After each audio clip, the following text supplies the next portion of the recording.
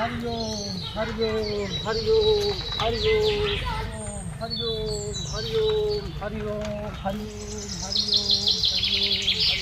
हरिओम हरिओम ये जजमान डिबुआ केने बहो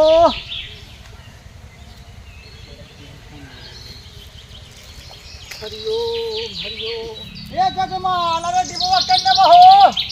प्रणाम पंडित जी, और बताइए हाल चाल। अरे प्रणाम पति छोड़ो हाल चाल, पहले डिब्बा बताओ, पेट खराब हो गइल बा। कही अरे नहीं बहल बनाई बाबू, हर पेट खराब हो गइल, दही चूड़ा खेले बनी हो। आज का दी बोल ले ली। अरे हरिओम हरिओम हरिओम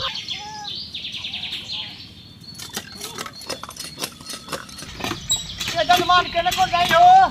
चल जाई पंडित जी, है ना, चल जाई बाप बहुत जगह सब ठीक वाला है। हरिओम हरिओम हरिओम हरिओम हरिओम हरिओम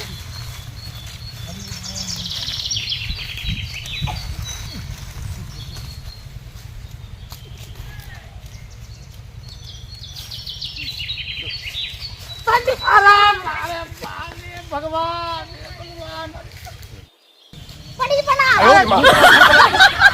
भगवान नहीं दिए तो खुतरा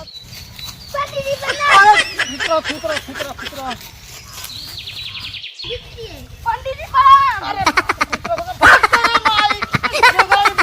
भगाई बिगाड़ दिए तो हो। खुतरा खुतरा